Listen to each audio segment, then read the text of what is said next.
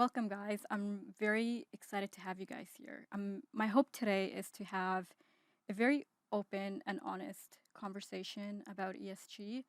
Um, as I mentioned to all three of you when we were engaging in talks to have this conversation, I have a lot of questions. And I think you guys will be the perfect people to answer some of those questions. But first, let's start with a round of introductions. Bob, we can start with you. So I'm Bob Willard. I'm a sole proprietor, a certified B Corp. I founded Sustainability Advantage about 22 years ago. And I write books, I do talks, I create resources, all of them free and open source for people that are trying to engage businesses more proactively in environmental and social issues. But mostly I do talks. I did a little over 80 talks last year. I'll probably do about the same number this year to college, university, conference, boards, quite a variety of different organizations.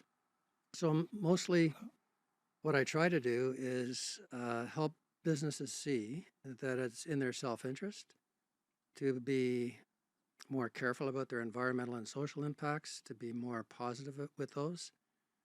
So a lot of my work is the business case for sustainability. How do you cost justify doing more on these things than you're already doing? And as a father and a grandfather, this is important to me because I'm very uneasy about where the world is going, and I think business has a role to play in the solutions. Perfect. We'll have a lot to discuss there because those are a lot of talks, 80 a year. Eric. Hi, I'm Eric Wetlaufer. I'm a managing partner at TwinRiver Capital. It's an impact investment firm, and our mission is to deliver on both financial and social and environmental impacts. Those are the two streams that evoke the name TwinRiver Capital.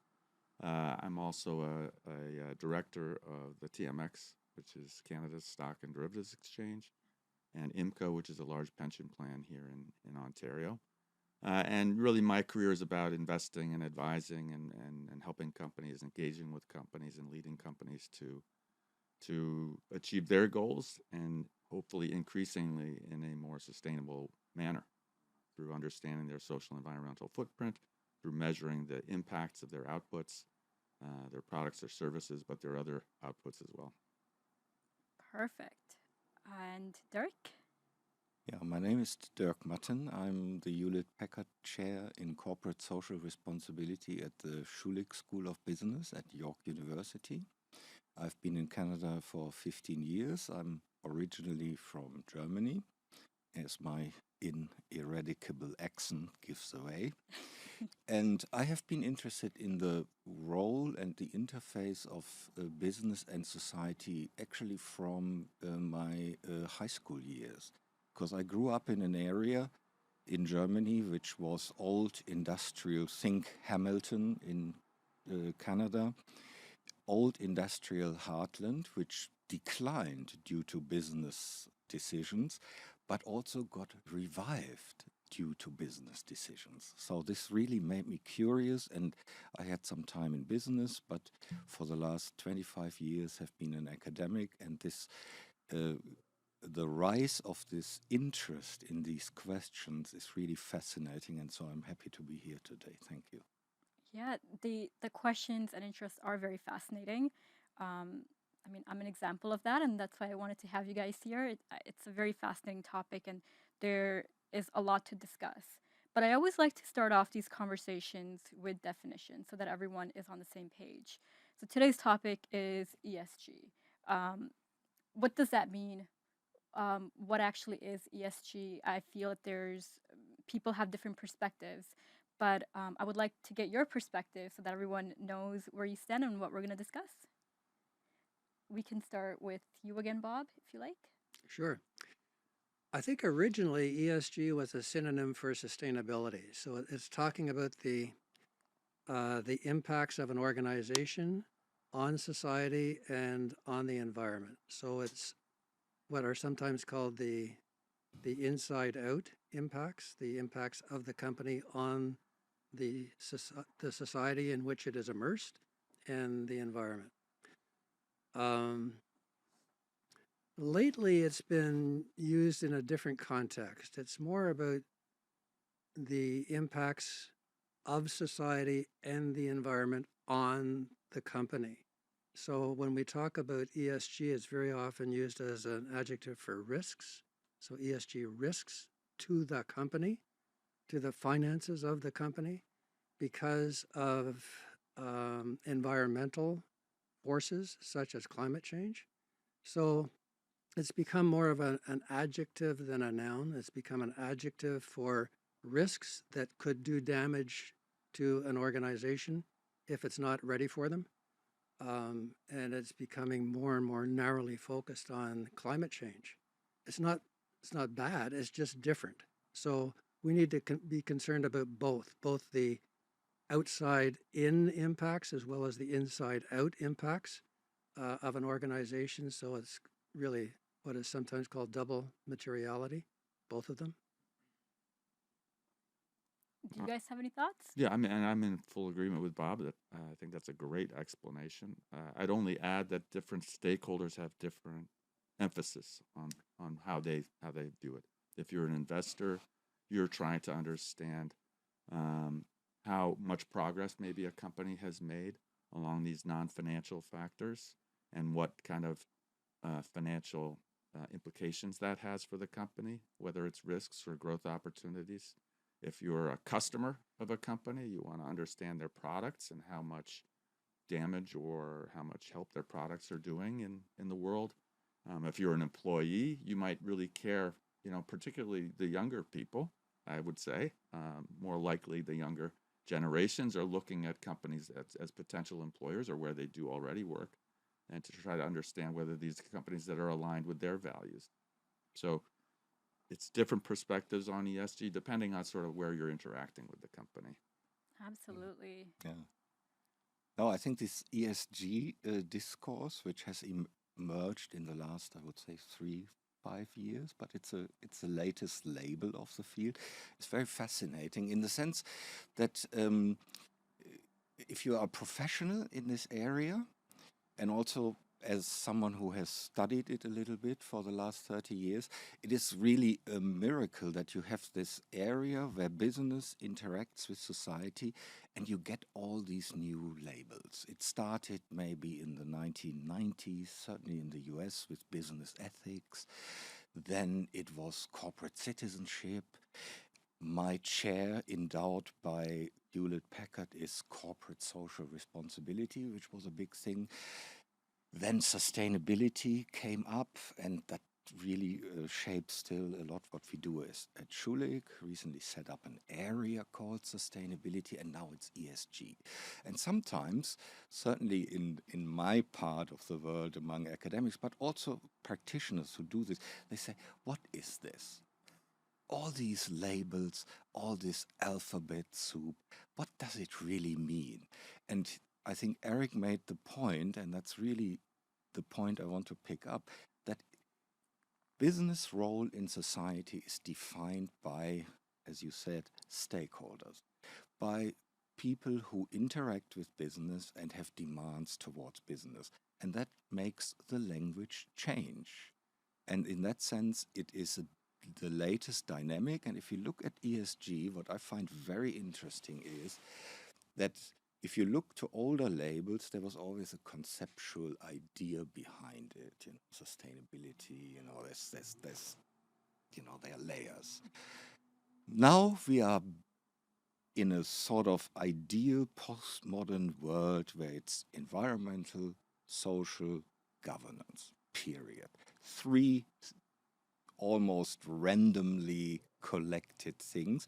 But, and this is the final point I would like to make, it marks something which made me very, very happy and hopeful about bringing the topic further, because I think ESG, as in its inception through the PRI, reflects that investors are taking these questions more seriously. And we can discuss, of course, how serious, but that's the big step ahead. And that's why I like ESG. Absolutely. And it's really interesting. I've heard the word sustainability a couple of times during those explanations. So I understand that initially there was more of a focus on sustainability, and then as Dirk you mentioned, it became environmental, social, governance. So what happened to the sustainability part?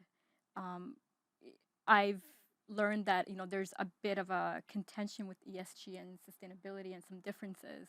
So can you tell me a bit more about that? I'll take a crack at it. Sustainability normally is talking about three different dimensions of the impacts of an organization: the social, the economic, and the environmental. So ESG takes the economic part out and puts governance in there. Environment and social impacts were always part of it. So sustainability was just an umbrella term for the way in which the organization was doing environmentally, socially, and economically. The use of G was deliberate when that term was created to try to attract the investment community more into this subject. The investment community, understandably, is very concerned about how a company is run before they put their money into the company. They want to understand how it is being governed, how it is being managed, how it is being run by competent people with appropriate policies and so on. So the G was the hook to get the investors to start thinking about this a little bit more than they already had. The E and the S was going to follow along behind. In fact, when the term was created, it was at first going to be GES, to have the G first.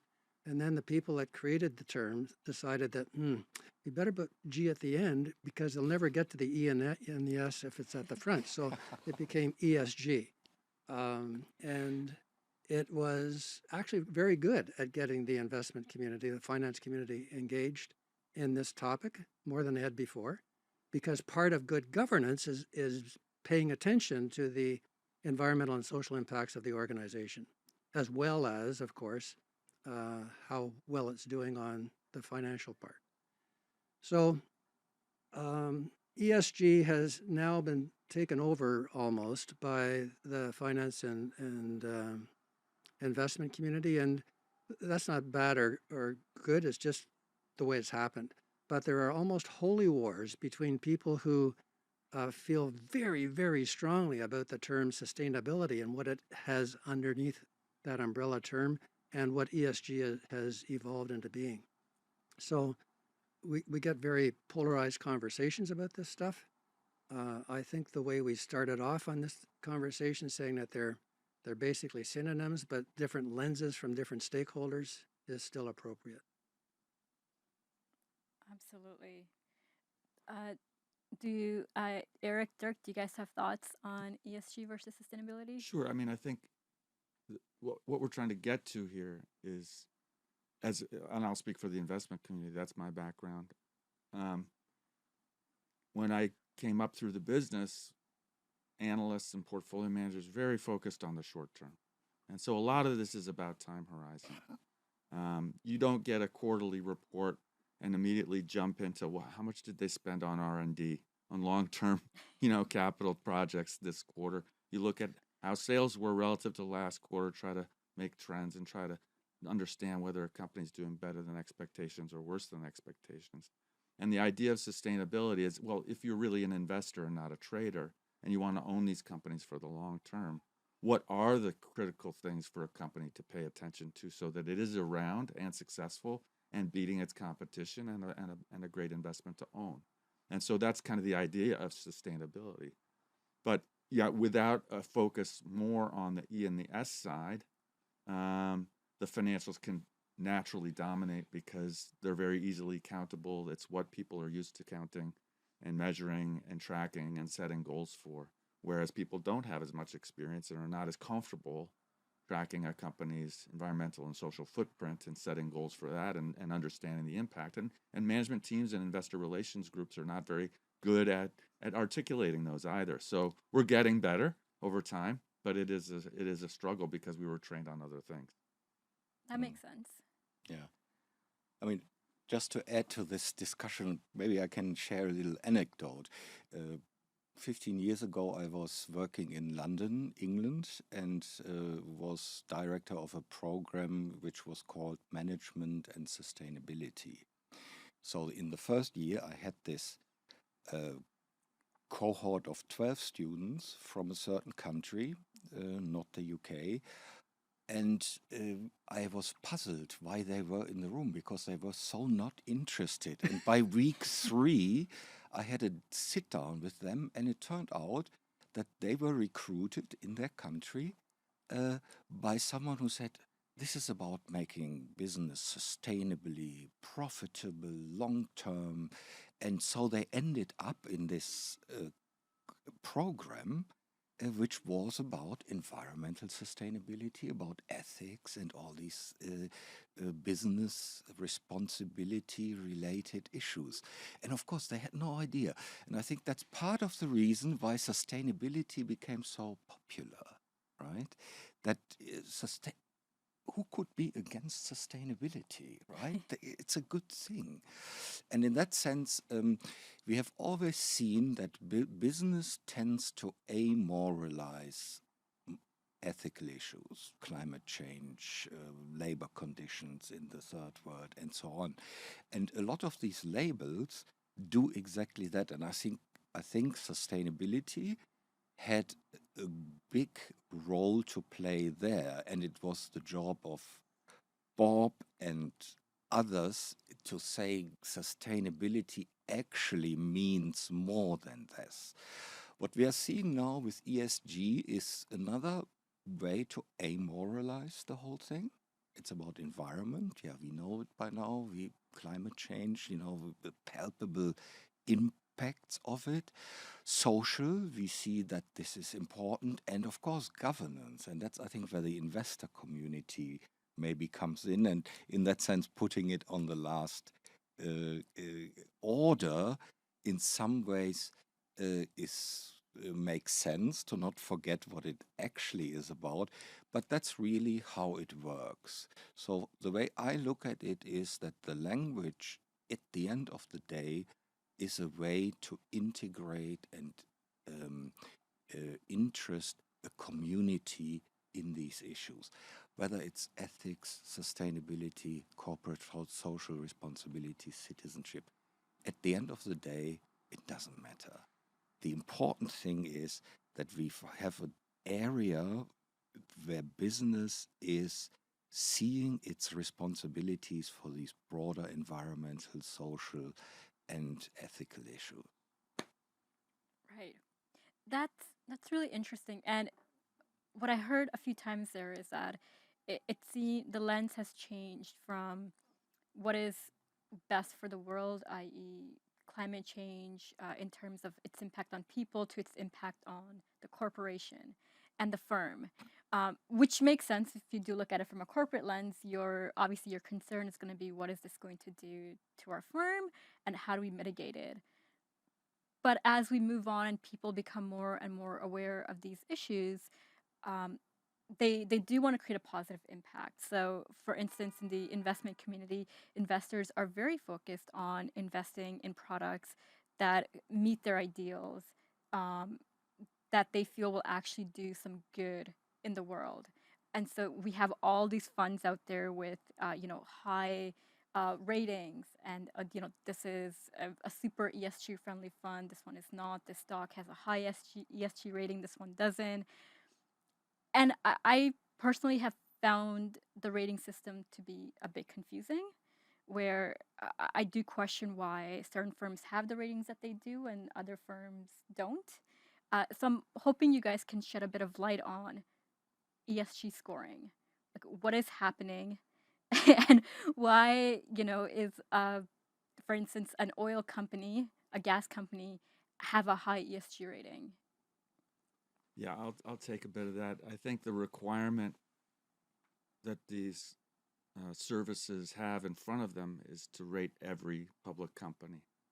So when you're rating thousands of companies, almost by definition, you can't look through the statistics to what's really going on underneath, and that's the job of the investor to do that.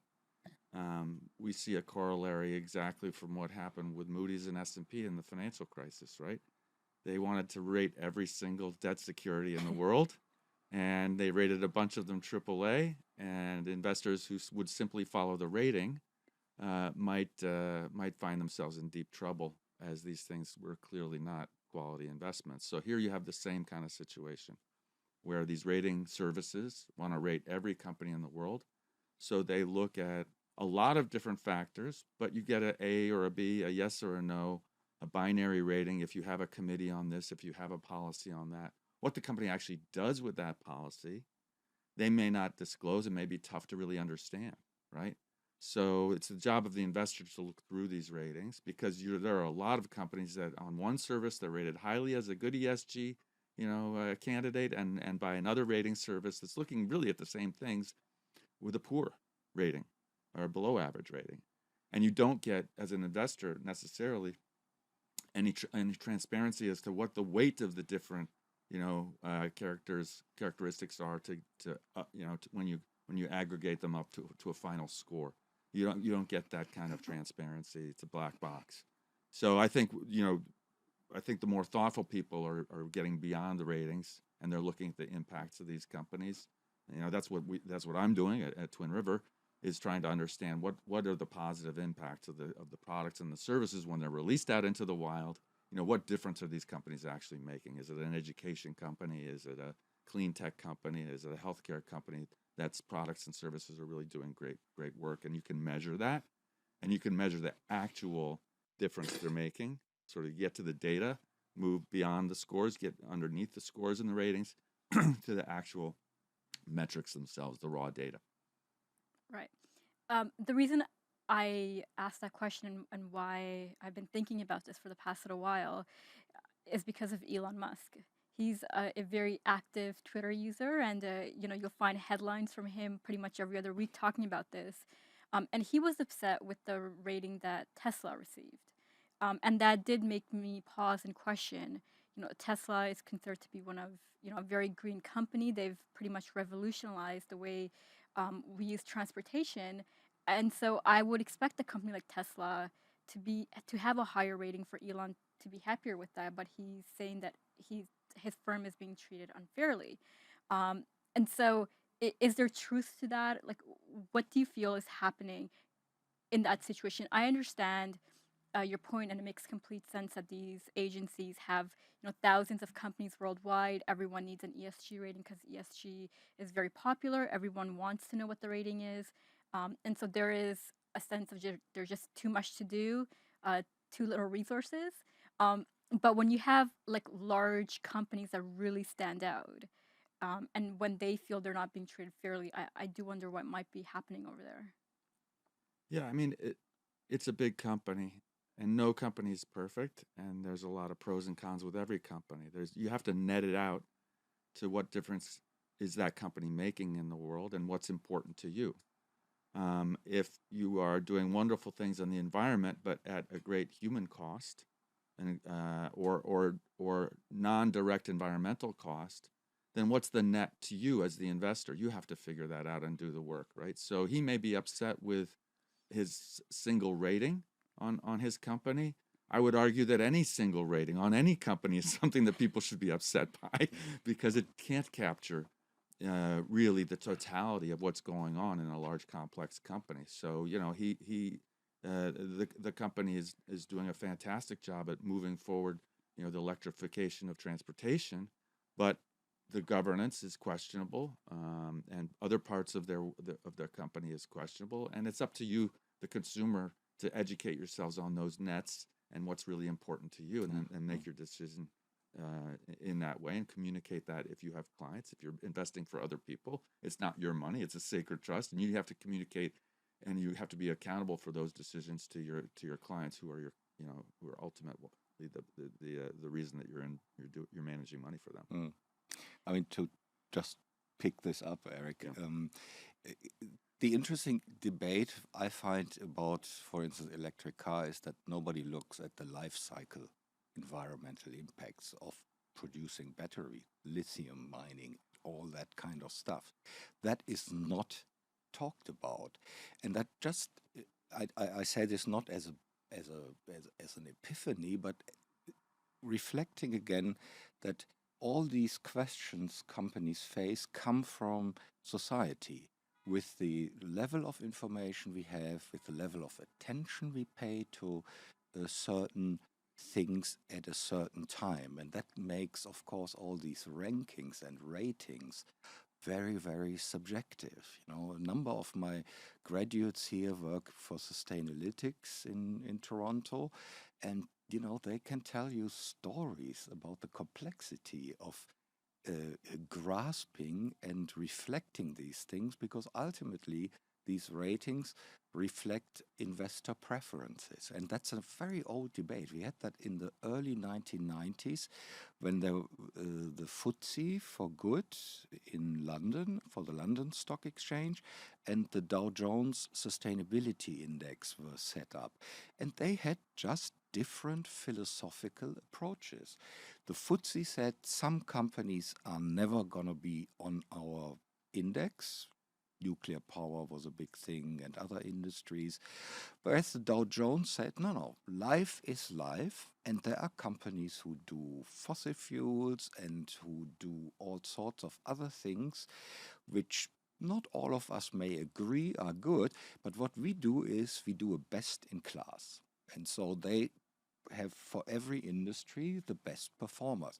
Now these are fundamental philosophical differences, and I say philosophical not as a fancy term, but to describe that people have different expectations and aspirations, and that also translates to investors. And as long as we are so diverse as humans, rankings and ratings will be diverse too. Yeah, no, that makes a lot of sense. Now, Eric, I think it's very interesting that you said investors have to do the research themselves and kind of dive into it. And I feel that's very fair because, again, relying on one number that's assigned to a firm and you don't know the exact metrics or how they came up with that number, while it may be convenient, it's probably not the best if you do genuinely, want your investments to make a positive impact on the world. Now, I do wonder, how should advisors look at this? So, my background is in financial management. Obviously, I was an associate with an advisor where we invested assets for our advisors. We had our portfolios, and you know, I've noticed that in the last couple of years before I left, there was a shift where investors were increasingly coming and asking questions about ESG. Or they would share things that they were passionate about, and they wanted, or sorry, shares that they were of companies that they were passionate about, and really ideas and causes that they wanted to be involved in. One example is clean water projects, right? And so they would come to us and be like, okay, how do I make a positive impact in this area? What should I invest in? What shares should I buy? So I do wonder, what resources or even approaches would you invest to advisors who have to create these portfolios, who have investors coming to them for this information? Because as we know, advisors have a lot on their plate. Unfortunately, not always the right amount of resources. And so are there like any resources that you can point to?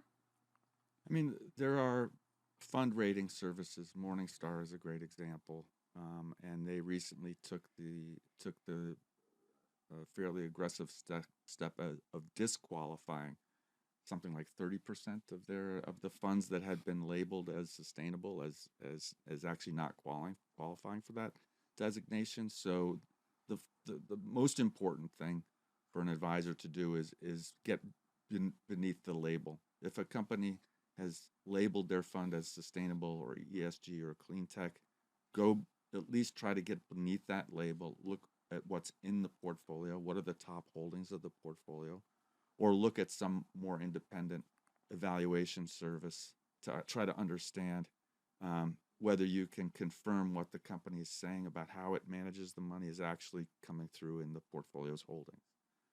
Because they don't always align, and there are very high-profile examples of a big global bank in Germany and another big global bank in New York that have actually been taken to task by regulators for not actually doing what they say they do.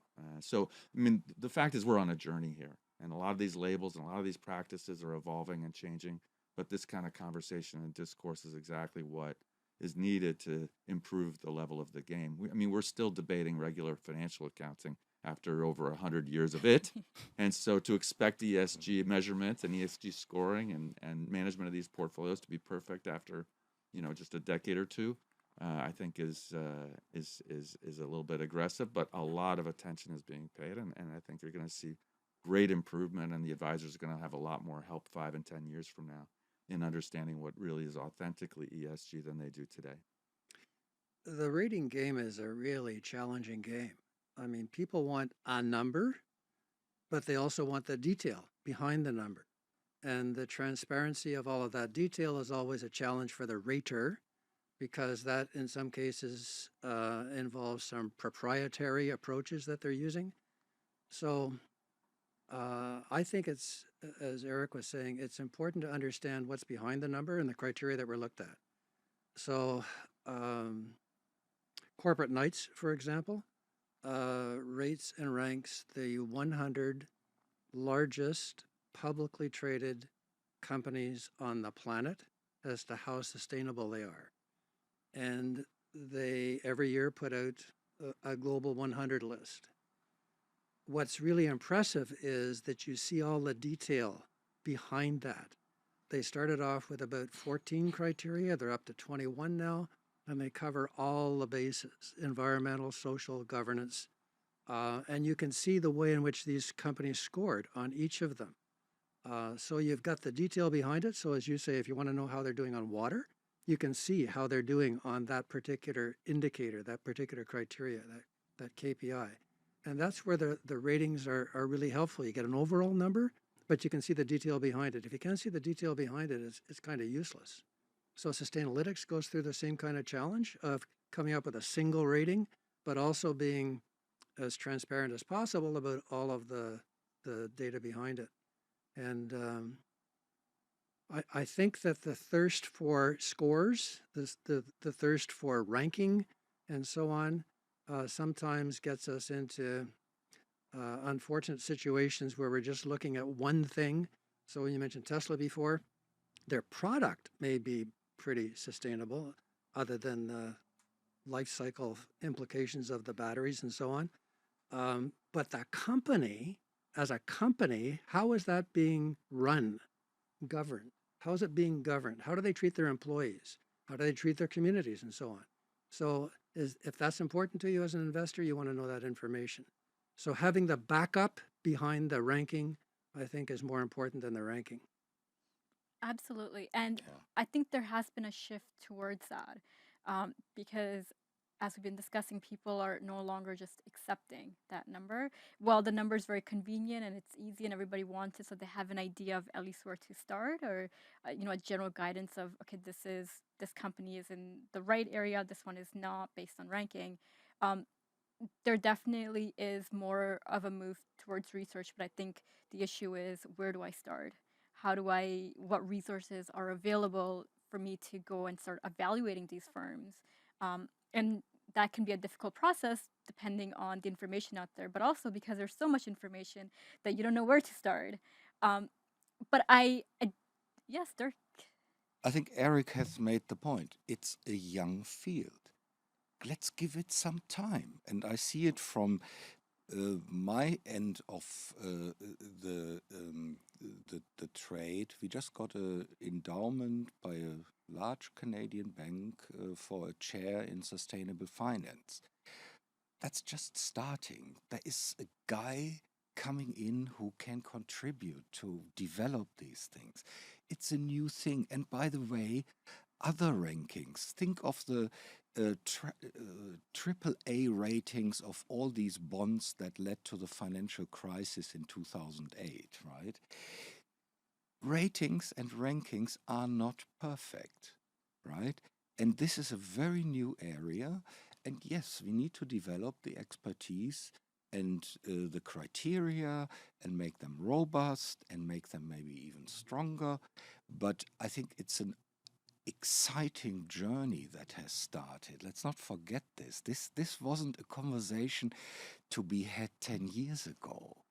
And so I look at it rather as some blossoming flower that needs to be watered, protected, and fertilized, rather than look at the limits and, of course, challenges that are still around. Yes.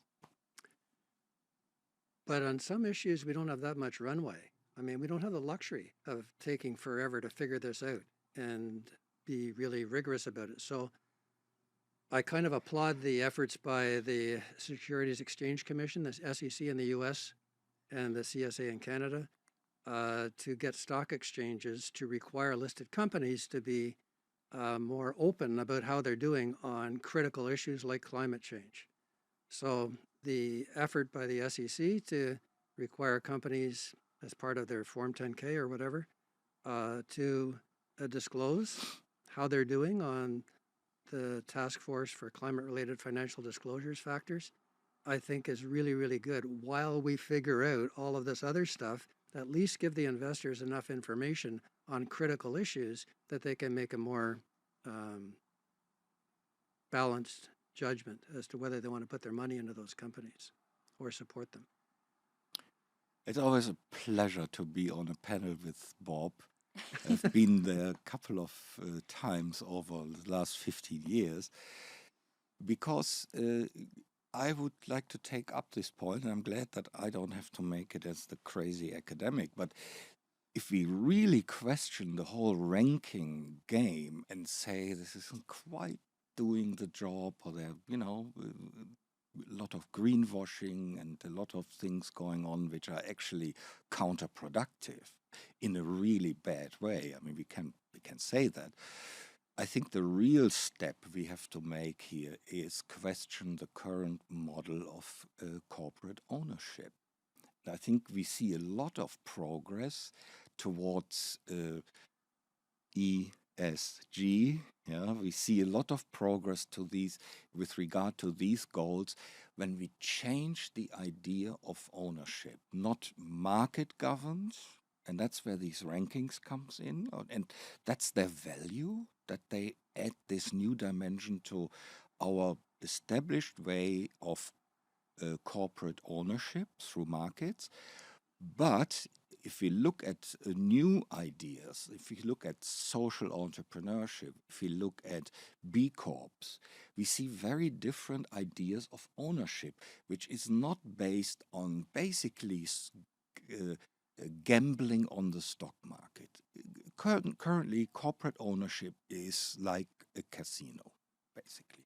Nobody owns. We only invest. And if you think of day trading and all these things, the idea, and this is a point Paul Polman, Dominic Barton, other people who have thought about this, Mark Wiseman here from Canada has written about it in Harvard Business Review, that we need to change to a model where ownership really means that you identify and you stay with the company and you instill certain goals, ESG related, goals into the way this is managed and stay in there for the long term. So in that sense, Bob, I pick up your point and say maybe we need to broaden the discussion. If we really want to get towards ESG, we have to also question current models of ownership.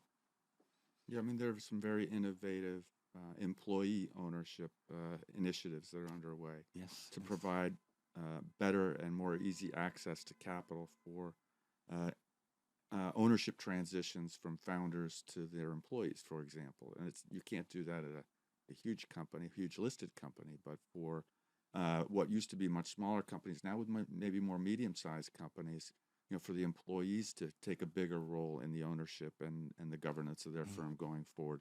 There are some great innovations in that area as well. So we're coming at this from a lot of different areas, and it is a journey. But I think your point, Dirk, is fantastic, which is that, who owns the company, what's their motivation, and what's their commitment and attachment to the company has a huge, huge role to play in how quickly we move and in the quality of the work. It's really interesting. Yes, Dirk. Please. Oh, no, I was just going to say, as you guys were speaking about ownership, it actually made me think about my own firm.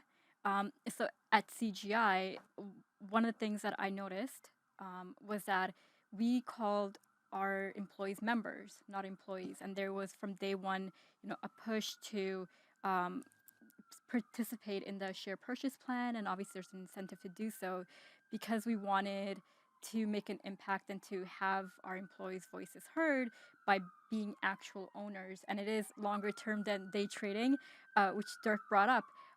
And so I think that I agree with you, Eric, that for a company even such as CGI, because we are a global, huge, global 500 company, it is difficult to do that. But even those types of small changes and these types of encouragements can happen at large firms where employees do have a more of a stake in the firm, and do feel like owners and do believe that the steps and actions that they're taking do have an impact on where they work. I feel that is really powerful. Now, I'll give you a quick one, yeah. which I was the beneficiary of this practice, but in trying to convince other companies to do it, I've had zero success. And that is to change the annual bonus to a quarterly payment, so that you don't have this, sort of a white knuckle period before the end of the year where you're worried about how you're going to get rated and you're worried about how big your bonus is going to be. Every 90 days, you get a payment of your bonus, and you feel like it's more of a dividend check. You feel like more of an owner of the company, and you're participating in the economics, and you're continuously being rated. I've never been able to convince another company to do that I've tried. But when I did receive that as a partner of a company that I worked at many years ago, I really felt a little bit different walking into the company every morning. I'd see the name of the company on the wall, and I'd say, "Hey, listen, I have a role to play here as a participant in a different way than just an employee." I like that you bring this idea of employee ownership and governance up, because look, we are sitting in downtown Toronto, one of the greatest cities in the world for many reasons. For me, including one that more than half of us are not even born here. Yeah, so put this whole discussion now, please, also in a global perspective. And yes, employee ownership, employee stake, employee representation on the board is something other parts of the world do. And going beyond to what we call normally the developing world, or the third world, even very derogatory. I had a research project in India, and I had to write a book chapter with the chairman, Ratan Tata. So I spent 2 weeks there and was interviewing everybody in the senior management team it was about community engagement. And I had my little Western professor, smart interview guideline.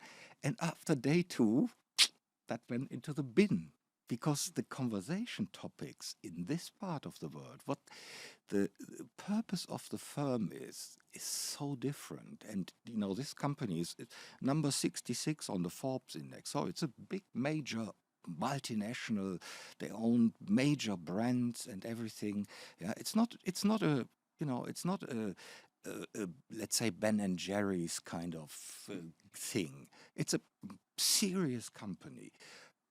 2/3 owned by a foundation which does welfare state provision in India.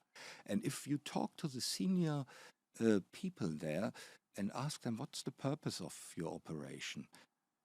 They say nation building. I've never heard that before. You find that in no Western textbook. But that's the reality of the other 7 billion people in the world. And a lot of what we are talking, starting with rankings and stuff, is about the 2 billion. And that's our world. But, the beauty of Toronto is that we have all these people and these connections to the rest of the world, and certainly in my classroom. And I think we do well if we think about ownership, governance, role of employees, of community, and other ways to organize business, if we are talking about ESG, to learn from also these parts of the world. Absolutely. And that is something that I've come across is ESG in developed nations such as ours versus developing nations, and I had some questions for you guys on that as well. There's different groups, like we have the G7, we have the World Economic Forum, who get together and really try to figure out issues that are impacting society. And one of these issues that they've been focusing on for the past couple of years is environmental. ESG is constantly brought up. There's even a huge ESG forum that happens annually.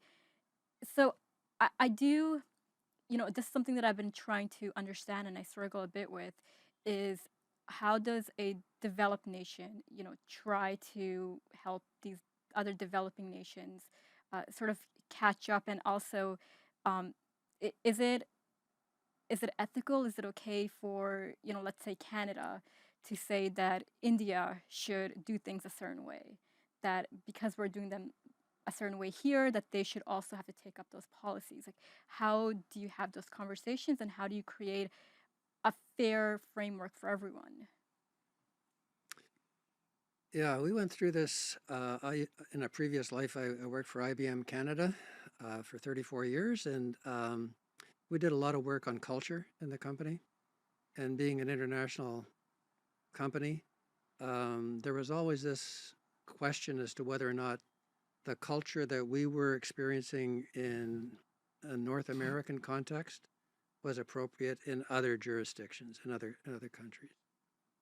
And we kind of settled down to a fundamental set of principles and ethics by which we were going to conduct business, that it didn't matter where you were, those were the ethics, those were the principles. It had to do with corruption and all that kind of stuff. Business practices, human rights.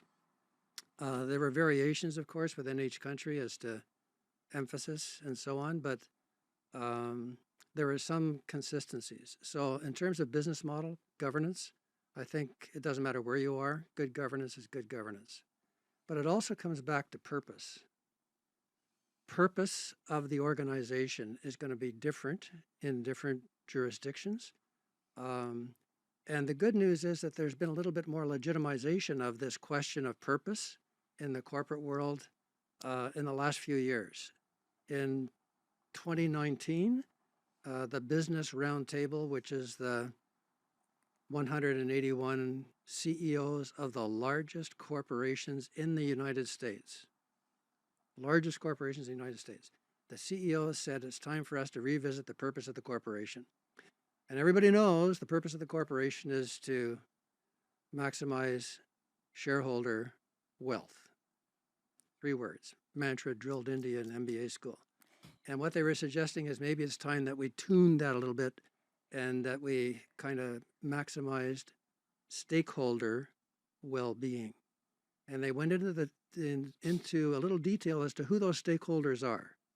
So they included customers, they included the community, they included their employees, they included their suppliers, they included the environment, and they also included shareholders. So shareholders are in the list. It's not just shareholders. So we're getting into what is called multi-stakeholder purpose.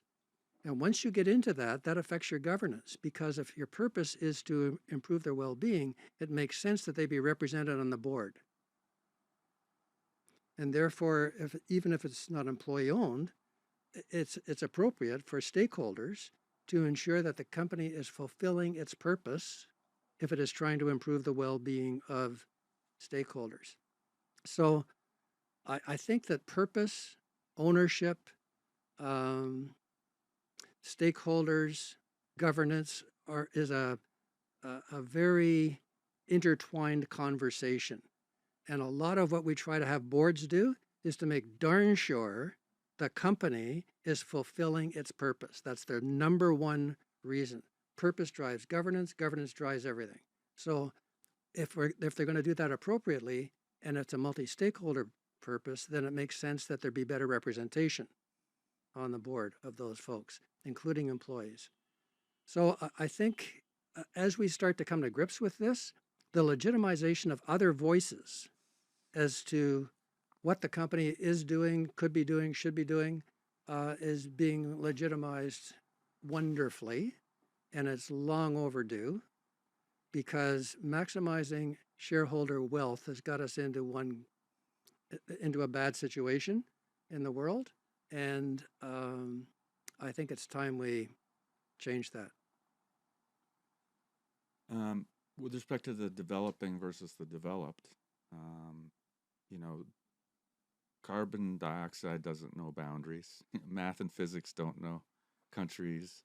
And so if we're going to make progress with respect to global warming, you know, all countries need to be engaged in that conversation.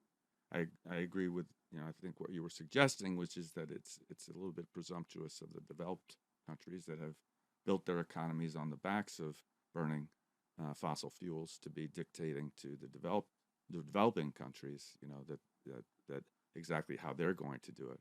But that doesn't mean that they don't have a seat at the table and an important role to play. We just have to be understanding of what's possible and what's achievable, and try to stretch those possibilities and those achievements for all countries to something that really can, you know, save us.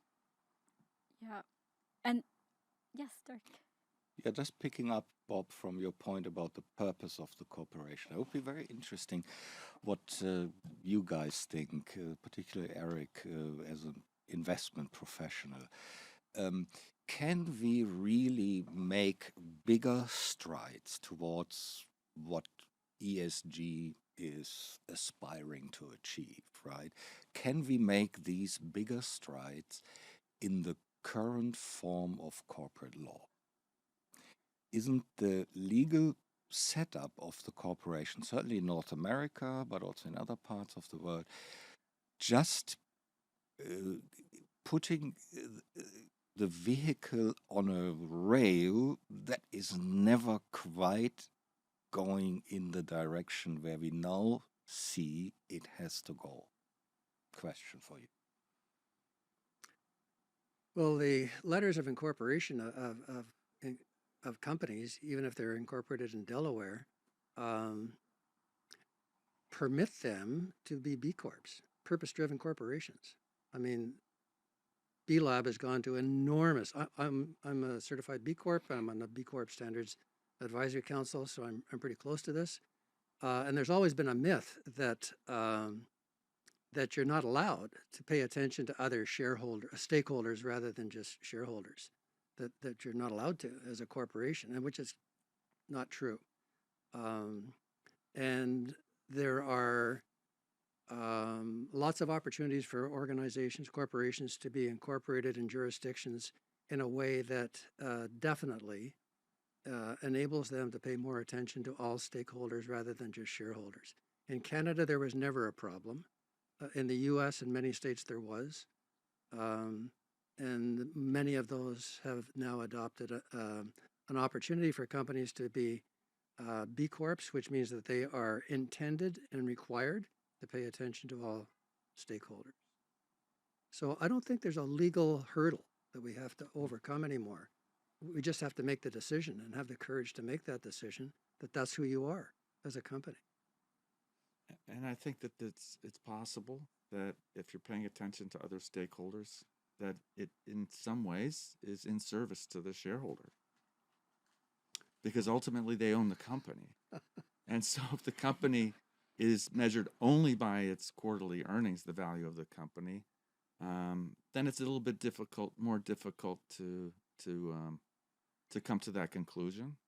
But if you think a company is also valued by its brand and by its contributions to the planet and society, and that holistically the value of the company is something that is you have a bit of more of an open mind and a bit of a bigger heart for, then you can see that so many of these other activities are actually in service of the shareholder as well. But when you're renting the stock for 42 days because you think it's going to go up more than other stocks, then yeah, sure, it's only natural that all you're going to care about is the financials. Yeah, and I agree with you. Measuring a company just on quarterly earnings, for instance, that doesn't seem very sustainable, because at some point you're not going to get that growth every quarter that you're hoping for. And so having a more comprehensive valuation of the firm is definitely the right way to go. And so to Eric, one of the points you made earlier about developing and developed nations, I I do agree with you that of course carbon doesn't have borders. It goes all over, and we've seen some of the horrific, hurricanes in recent history. But I guess what I wonder about is how can we help? Obviously, getting some of these frameworks together is one thing, but it because we are developed, and as you mentioned, we did do it through fossil fuels.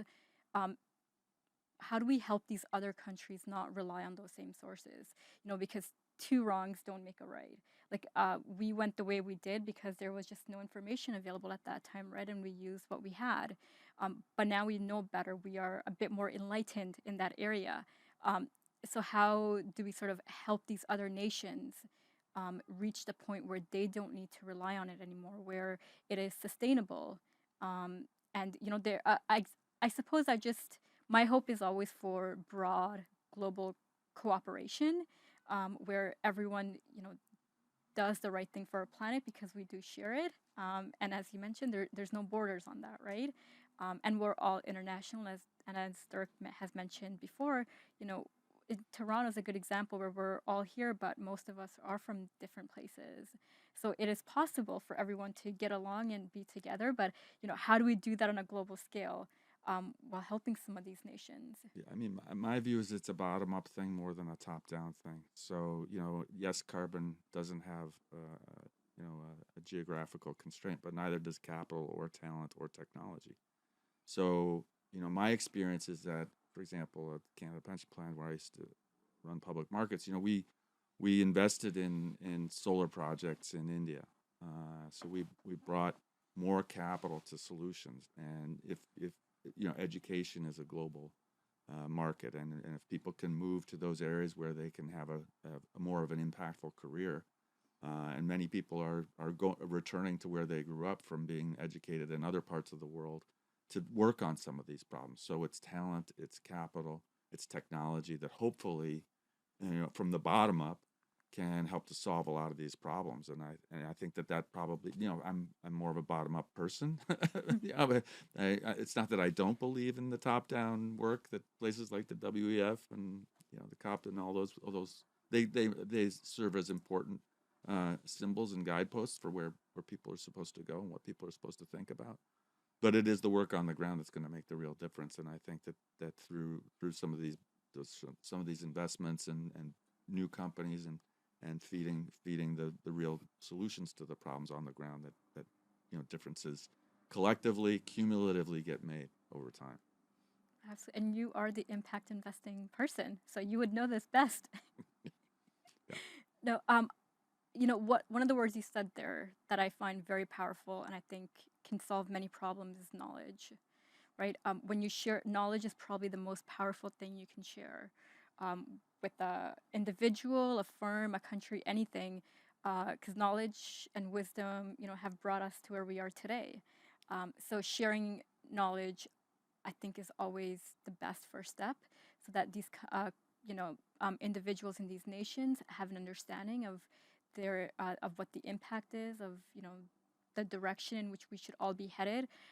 And I do feel that we are in a very fortunate position in the developed world, and we do have a duty to provide assistance and to help these other nations also build up and give their citizens better lives, which is a part of ESG, right? It's about social and the best for people. A great example of that is education software.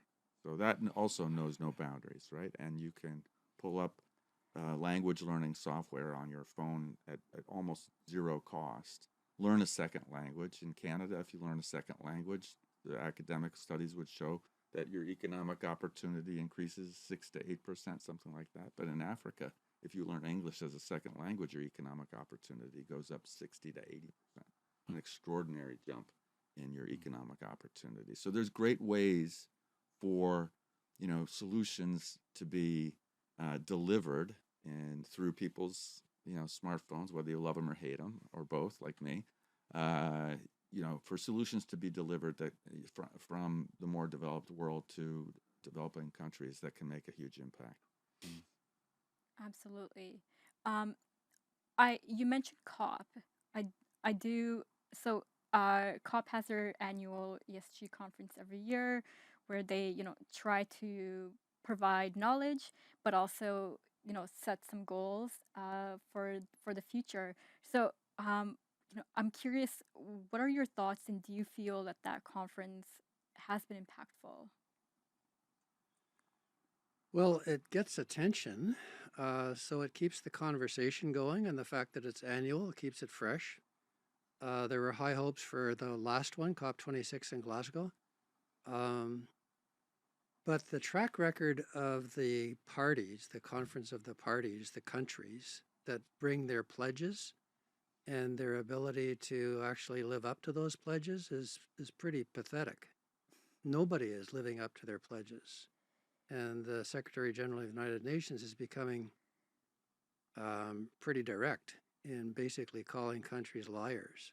They come with their pledges and they don't follow through on them. So even if the difficulty is that even if they did accomplish their pledges, they wouldn't be able to do what needs to be done.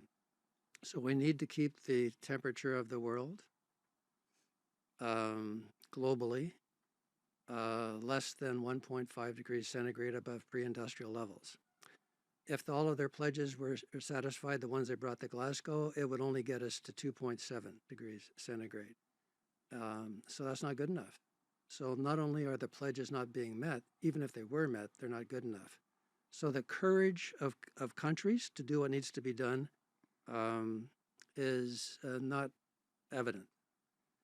In Europe, countries can get away with more leadership at the government level than we can in North America. Governments in North America are supposed to be small and out of the way. So I think we need to engage the business community more proactively in this and to have them bring their pledges to these efforts as well, because many of them are there, and make darn sure that we are engaging public and private sector folks on doing what needs to be done, and stop dancing around on this and make darn sure we understand short-term and long-term, long being 2050, short-term being 2030, targets, and how the heck we're going to make those targets, not only in the industrialized world, but in the developing world as well. And we can't pull this off without business being engaged, and they're definitely not engaged. They don't even have targets. Don't even have targets. There was a survey done, the results came out this week, of large companies, and how many of them had targets for Scope 1, Scope 2, and Scope 3. And only 20% had Scope 1 and 2 targets, and only 10% had Scope 3 targets. Those are large companies. SMEs, it's under 2%. I mean, they're totally on the sidelines waiting for government to fix this. That's not acceptable. So we have to get them much more engaged, and we know how to do that, so we should just do it.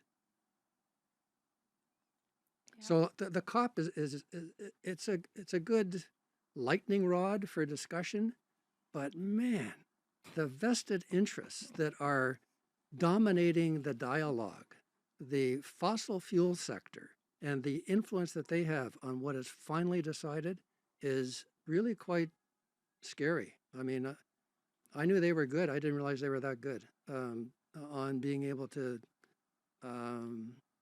control the message. So I don't know what the overall answer is, but I really think that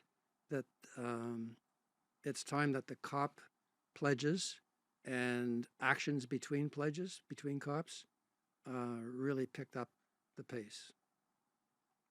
Yeah. Well, it's interesting. So we have governments coming with their pledges. It sounds like they don't have a plan on how they're going to meet those pledges. And then the business community, which is a very large part of society, is not even a part of it. So, Right. That doesn't seem very sustainable to me. No, we need to fix that. Right. Yeah. So, like, I think your point on having to involve business is definitely the right way to go, because again, business it makes up a huge chunk of what actually happens, and obviously businesses have their own carbon footprints to deal with as well. So it goes back to cooperation. we can't really just expect the government to keep, handing out fines or trying to create regulation to deal with it. There has to be, firms have to step up as well. The business world needs to step up and do their part. And it sounds like they're not fully vested at this point. Right. So I'm riding a horse called net zero procurement. So take the government of Canada as an example. They spend every year about $22 billion on goods and services. And net zero procurement would require them to get the most climate-friendly goods and services from the companies that are most committed to net zero targets. From the companies that are most committed to net zero targets. In other words, what you do is you look at not only the goods and services, the products, but you also look at the attributes of the company. And the way you find out how committed they are to net zero targets is you have them do a questionnaire. And if they decide they would rather not do that questionnaire, that would give them a sense of how they're doing on their inventories of scope 1, 2, and 3 emissions, their targets, and their actions to reach those targets. If they would rather not do that questionnaire, they don't get to be a supplier. So I think that the buying power of the governments can be used to engage businesses. And if they do fill out the questionnaire, then give preferential treatment to the companies that are further ahead than others and weight their answers at least 20% of the points associated with it to make it clear that we are serious about this as a country. If you take that system and you ripple it from the federal government to the provincial government to the municipal governments, now you're into a $200 billion market force. So 22 or so billion at the federal government level and 200 billion around Canada. That's a lot. And if we can get all governments on the planet doing this kind of thing, we will engage the business community. Because if we don't engage the business community, we're not going to make the targets. Right. Yeah, I think the business community, those who have made net zero pledges, there's no way they're going to achieve those without looking through their supply chain, right? So they'll put pressure on on their suppliers, and they'll try to understand their scope 2 and 3 footprints. And I think this is happening, but to Bob's point, it's not nearly quickly enough. But most companies that I'm involved with have made a pledge or are making a pledge, and certainly some of the largest investment funds in the world themselves have decided that they want to be net zero. However, they're going to measure that, we'll see. But they've got a few years to figure it out. But the pressure is going to be on those who have made commitments, who have large portfolios to put to work to do their role as well. And investment managers who service those, whether they be, it's not just public funds, it's private equity funds as well, are starting to do more work around their either their activity to pledge or at least understand. I think we are getting in our discussion on the WealthChat about ESG to a very interesting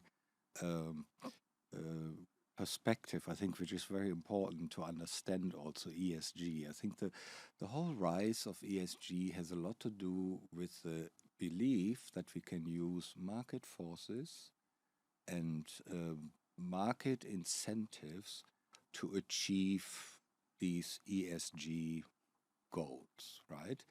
And I would say that all of us here have spent a lot of time in different worlds and different ways, but to think about that and make that happening. And I think there's still a lot of work to be done where we can figure this out, ratings, getting good ones, good price signals, as it were. Yeah, that there's stuff we can do. But, and that's where I agree with you, Bob, there's a limit. There have to be external incentives, and that comes back to COP, I think, which, I'm not a cynic about it because I think it legitimizes a discourse, and that has been not the case 15 years ago. You're right. Yeah, talking about sustainability. Yeah. It was not on the agenda. So yes, I see the good things here, but I also see that we need more concisive governmental action here to Yeah. set agendas. I mean, along the lines you describe, if the government would set up some regulations around their procurement, these has ripple effects, and then market forces can actually be used. These things are not mutually exclusive. But there's one thing, and I have a bit of hope, which we also have to really understand if we want to make sense of this debate, is that in the last 40 years we have had policies and a political philosophy dominating certainly most Western liberal democracies, which was to say less government, take the government out, privatize, government is a bad thing. I mean, often it's referred to as neoliberalism. I don't like that word, but we all get the idea. But I think we all also recognize now, certainly with catastrophes from climate change, be it fires or water, both ends, we need stronger, smarter government. We can't neglect the main player who sets the rule of the game. And we see some signs of this changing. Unfortunately, we see it also in parts of the global perspective. We see a rise of authoritarian democracy. So that's a worrying dimension of it. So this is not all good. But if you think, for instance, of the reaction of Western governments to the war in Ukraine, where a lot of companies fell into place to pull out of Russia. Now, you can discuss this, but what it certainly shows is that governments are still there and strong. So this whole myth we have been raised, certainly I have been raised with in the last 13, 14 years, that governments should be taken out of the economy and that we need less rules and all this kind of things. We need smarter rules.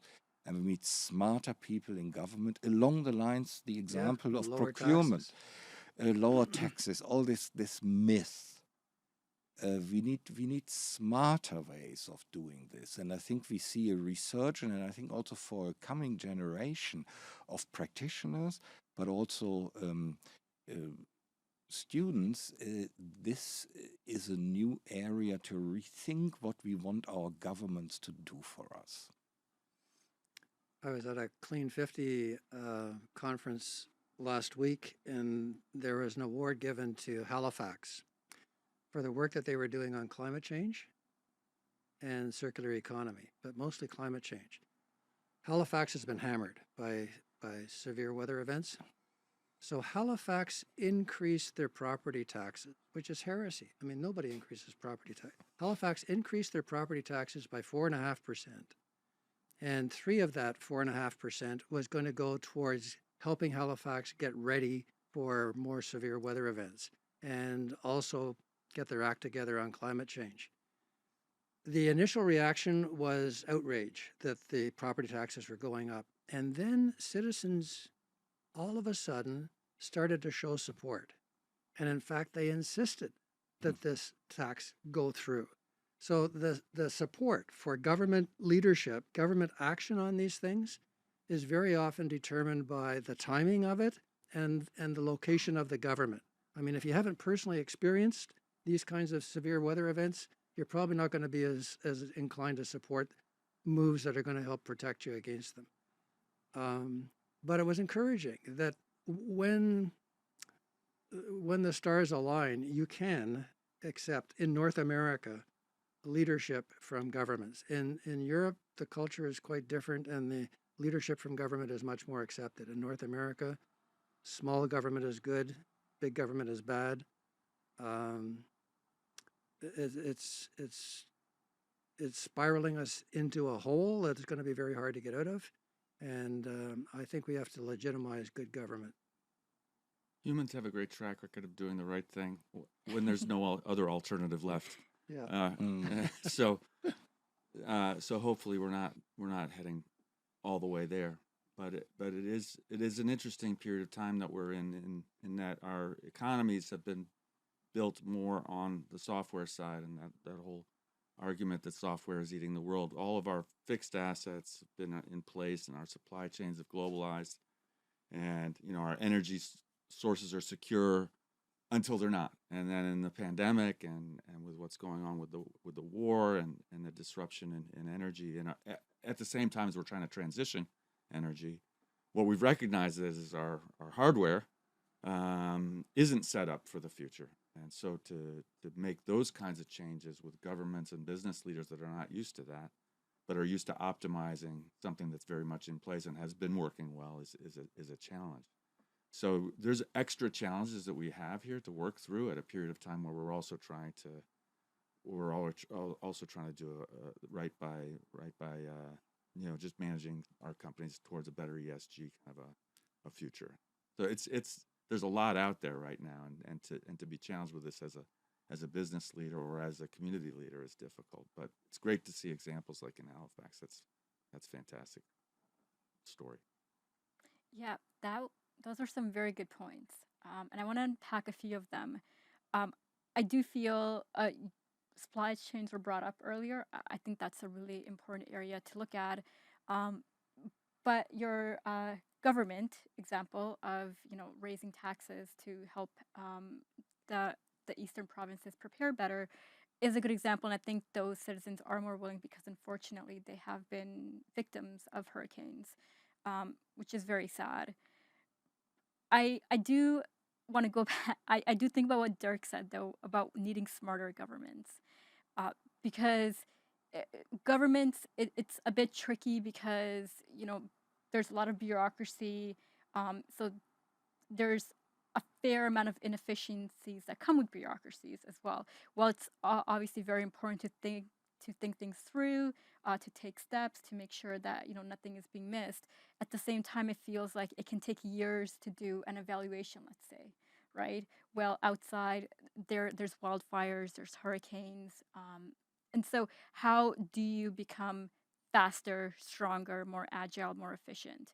And I think that's something that will be difficult, but something that definitely needs to be looked at for governments, because unfortunately, every person that you go to can have their criticisms of government, right? And there is a reason for that, and not all of them are unfair criticisms. Some of them are, but not all are. And so when we have an open mind and we take into considerations that there are genuine concerns, I think that helps us create a better framework and actually address those concerns.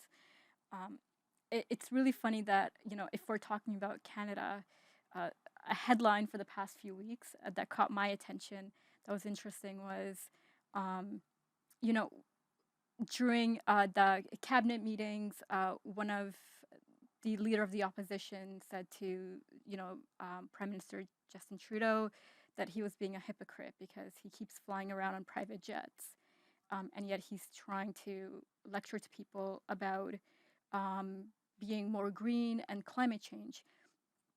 And while personally I understand the need for world leaders to use jets because of security concerns, I do feel that there is also for criticism there because it does seem like there haven't been steps, or at least not that I'm aware of, where they're trying to evaluate this and see if there is a better way for them to travel, right? Private jets have been in the headlines for the past couple of weeks because it's become a very contentious topic, but I think it is a fair criticism, and it is something that we do need to acknowledge and accept so that we can create better frameworks and have more constructive conversations instead of just kind of dodging around some of these issues. So Bob, I know if you, for instance, have a lot of conferences that you're a part of, but you've taken on this doing things more in a virtual way instead of traveling. What are your thoughts? Yeah, it's a challenge to walk the talk, so to speak, on this. And I've flown all over the world doing talks over the last few years. India, China, New Zealand, Australia, Europe. And it's been fun. It's been great. You get to meet some amazing people and see places you otherwise wouldn't have. But I started to track my carbon emissions just for the heck of it a few years ago. And I noticed one year I kind of peaked out at about 25 metric tons associated with my driving, my flying, um, primarily those two things, a few other things as well, but mostly those two things. So I thought, what the heck? Why don't I try, just for the heck of it, not flying for a year, just to see how that works out.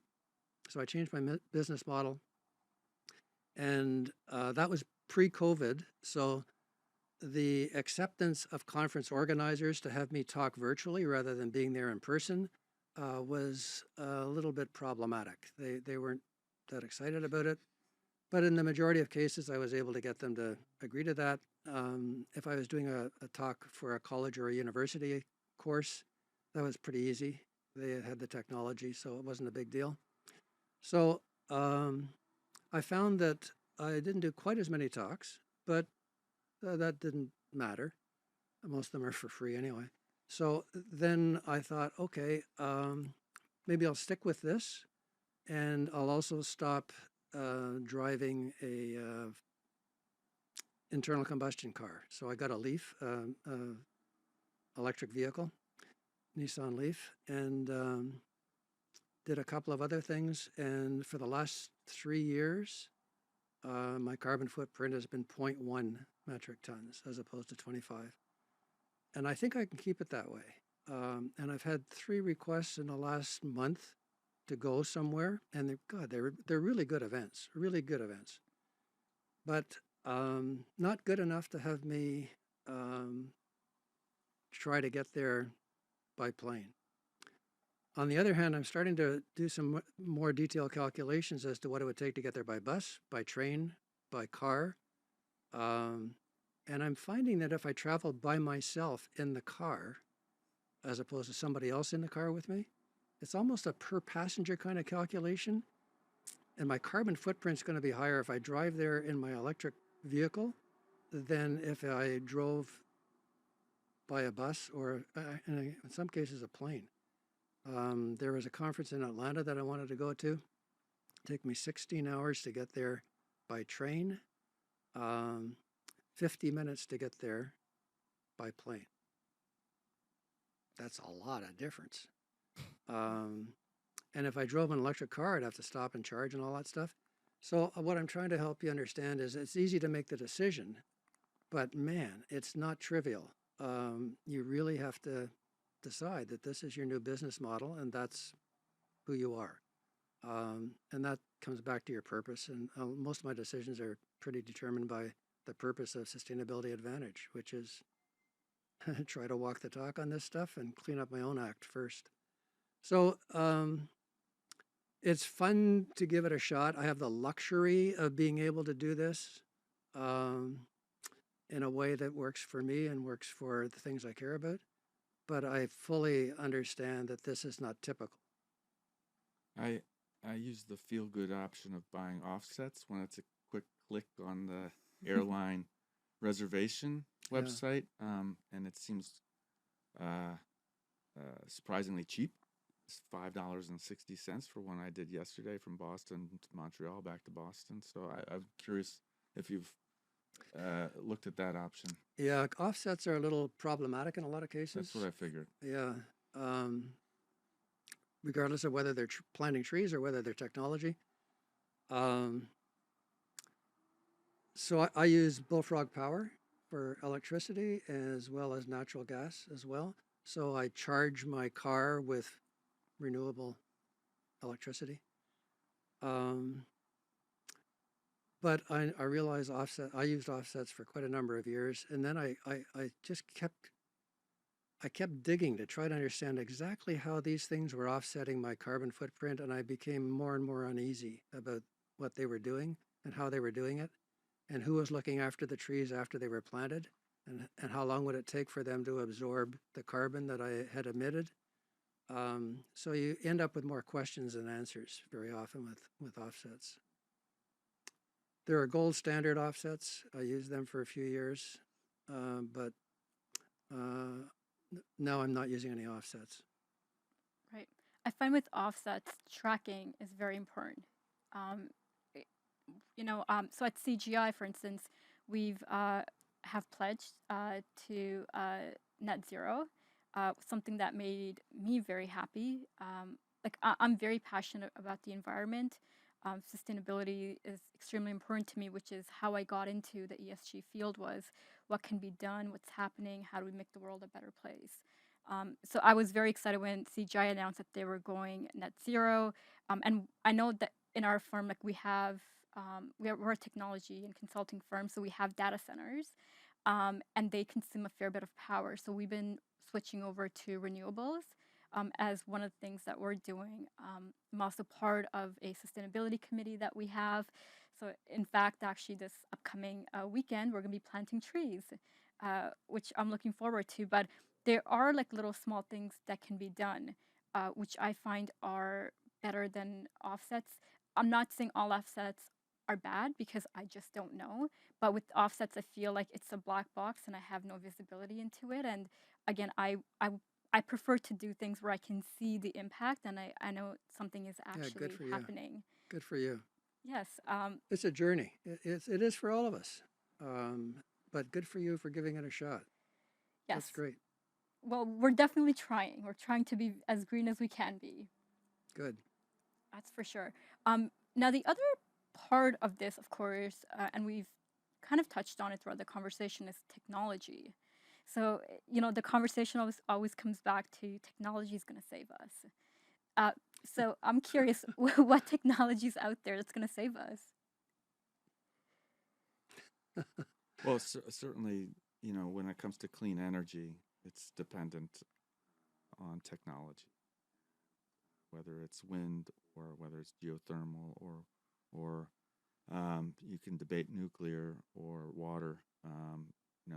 The cost of producing electricity has followed the traditional path of technology innovation, which is that you really get a dramatic, once the units go up and you get to version 2 and 3 and 4 and technology improves, you get a dramatic reduction in the cost of producing electricity to the point where it's competitive today with more traditional fossil fuel. So technology has an incredible role to play, I think, and it's still challenging though. When you look at, for example, wind turbines right now in Europe, they are going to be flat this year, I think, in units over last year, even though the demand is going up. Supply chain shortages are challenging companies in that space to deliver at costs that were, contracted for 2-3 years ago to deliver, in today's dollars, what might be a wind turbine at a loss instead of at profit because of the increase in raw material costs. So there's a lot of cross currents and a lot of puts and takes when it comes to technology and its effectiveness today. But if you look at the longer sort of span of improvements over time, you can absolutely see the improvements. And it's not just in clean tech. I mentioned, educational software is another example in the social space. So we are going to need technology, but certainly it's not a panacea. It's not a rifle shot solution to our issues. We have to have everybody play a role. Yeah. Well, when Bob mentioned his green car, I was one of the concepts that I think is very fascinating that I believe Tesla has been playing around with is just having solar panels on your car, so your batteries charging while you're driving. I think that's very cool and really good technology that'll help. And perhaps you won't have to stop to recharge. Your battery will just run on your solar panels as you drive. Yeah, and in Vermont, they use the electric utility uses cars as storage. So you plug your car into the grid to charge your car, but you can also use your car's stored electricity to feed the grid back to the utility when the utility needs electricity. So they don't have to build it itself. A bit of a crowdsourcing to electricity storage. So there's a lot of interesting technology out there already. So technology is a large part of the solutions to all of this, but our dependence on it makes chip shortages really, really a big deal. You start to run out of chips and you run out of a lot of the things that we take for granted, and then you have problems with the power that's going to drive the technology. And you start to realize your dependence on technology is not necessarily all good. So we need it, but we need to be careful that we don't get ourselves into another set of dependencies that start to backfire on us. There's a lot of talk about AI and blockchain and all of those kinds of things to try to help us to get our heads around better data to address some of these issues. But so far, that's a bit of a dream more than a reality.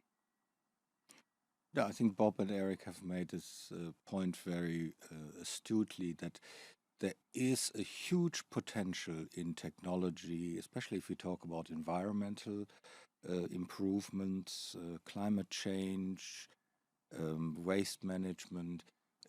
I think where technology can help and where new technologies already have improved things.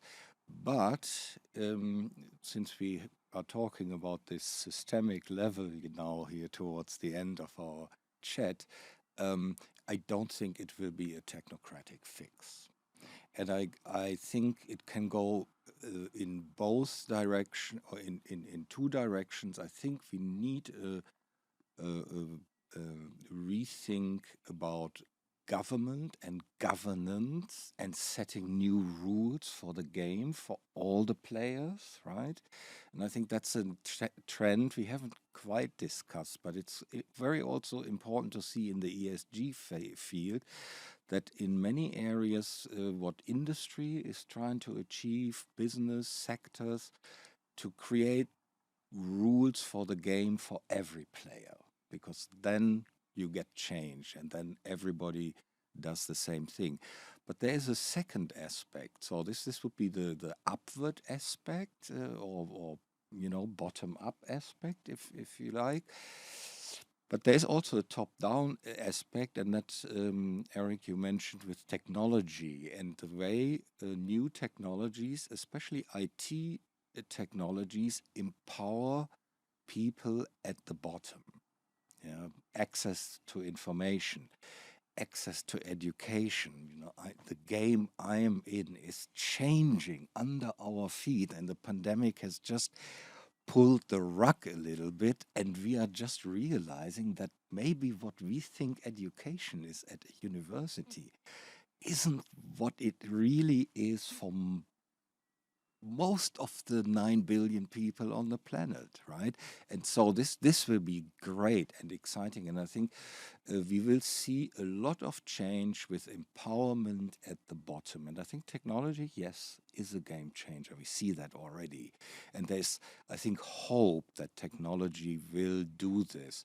But I don't think it will be a technocratic fix. It's about rules and about the way we agree to deal with each other as humans. And that's where it all comes down at the end of the day. Behavior change. Yeah. Yeah. I think you brought up some very good points, Dirk, and we are going to need a whole episode to dig into some of those topics.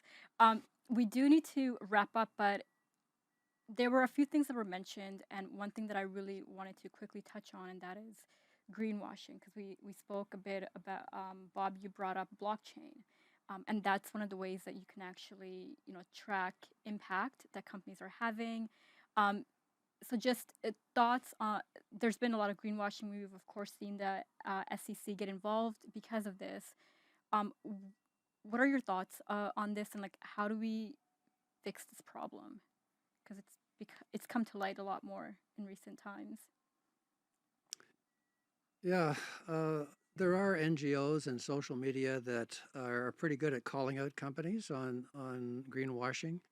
And I think the level of sophistication of people's understanding of the issues is a little bit better than it used to be. So they can smell this stuff better than they used to be able to. So that's the good news. The bad news is that we shouldn't underestimate the creativity of organizations on continuing to make claims that, if you read them really, really carefully, are not exaggerated, but if you don't read them really carefully, sound fantastic. So I still think we need to keep our eyes open and practice critical thinking, which seems to be a rare commodity these days. When we hear claims of organizations doing amazing things, really caring about things that they don't give a hoot about, and peddling misinformation that gets in the way of good decisions. So I think we still have to be very, very vigilant about that.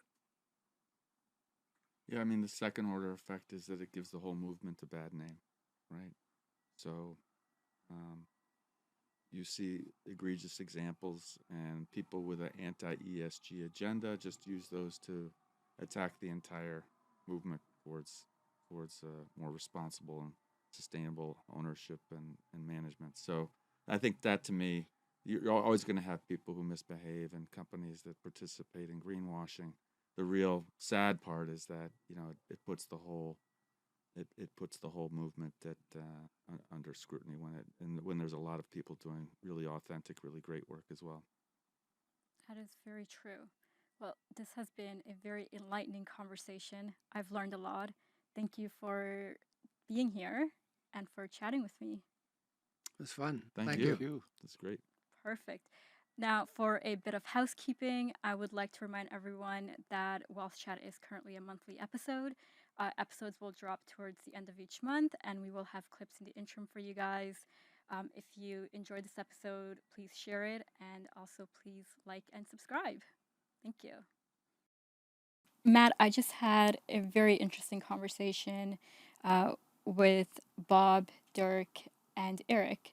I found it to be very insightful. You were here as well, and you got to view the conversation. So I would love to get your take on it. But first, please introduce yourself. Yeah, so I'm Matthew Arist, and I'm the Director of Sustainability and ESG at CGI, and it's my responsibility to build out that practice and create the thought knowledge around that practice and help our clients out. I started my career in capital markets, and I worked in capital markets for 20 years, doing debt origination syndication and structured trading, and then working on sort of large regulatory and risk projects. And around 2018, I kind of got interested in sustainability because it kind of scratched me where I itched. And I'm a bit of an environmentalist myself, and I like the outdoors. So I studied sustainability and ESG at Harvard, Oxford, Wharton, L'École Polytechnique. And so that's sort of where I got my education. And I've kind of been quoted in a few media publications, including Financial Times, on sustainability and ESG. Wow, that is very impressive. Congratulations on the publications. I would like your thoughts on the conversation that I just had with our panelists. What stood out to you the most from that discussion? Yeah, so I think you put together an amazing panel. I think it's very interesting. A lot of fascinating things they said. That, you know, if we cover ESG and sustainability, the conversation could go on for days. Especially with those guys, especially people who know a bit about the subject. You could talk about the E, the S, or the G alone, and you could go on for probably an hour. Yeah, I mean, so there were a number of themes I think that were talked about. So we talked about, or they talked about ESG and sustainability, the differences. They talked about sort of solutions. They talked about ESG scoring. They talked about disparity, so developed world versus developing world, and sort of how do we get to this sort of framework for everybody. They talked about governance, and they talked about what people and companies can do, and then they talked about what governments should do and how they can help out and what role they play. Right. Was there anything in particular that stood out to you in that conversation? Yeah, there are a lot of things. A lot of interesting points were made on those very themes that I sort of brought up. I mean, I think one interesting thing, I'm a bit of a proponent of sustainability. So that's what I believe it kind of is. And I think that ESG is actually a subset of sustainability, because sustainability would include everything. So that would include your financials. It would include everything you're doing to address ESG factors, so those issues. And sustainability ultimately is, you know, the sustainability of the company within its environment, right? So I thought that conversation was a little interesting. I think definitely the conversation around ESG scoring was an interesting conversation. And I mean, I could go on all afternoon about ESG scoring, But it's very interesting because I do believe one of the most important points that was made is that it is an immature science. So it is a data science, and it is an immature data science. The data itself is immature, right? The data sets, the sources that we're getting the data from, right? No one's really had to compile all this data before and sort of take a look at it. The data itself is very different from each other. You're going to compare disparity among certain racial groups and sort of try to metric that. And then also in the same data set, you have, your CO2e for your scopes 1, 2, and 3. So it's putting together very, not incongruous data. So if you were to poll a bunch of analysts on the street with regards to an ESG rating, say on some big bank, some of them, there's probably 15 analysts that cover the big banks in Toronto. And I would say probably, a third of them might say buy that particular company. A third of them may say sell that particular company. And a third of them may say hold that particular company. So there's a difference of opinion. And that's why we sort of had, like in your Tesla example, some companies rating Tesla very highly, some companies rating Tesla very low. And then you as an investor, what are you to think of that? And what are you to make of it? Yeah, sure, it's very confusing, right? But it's not just the data, it's also just people establishing a certain point of view, right? I agree with that. And ESG, again, is a very broad topic that you can have conversations with about, for years, because it is still very new, and there are different factions who are fighting for different things and different point of views, different stakeholders.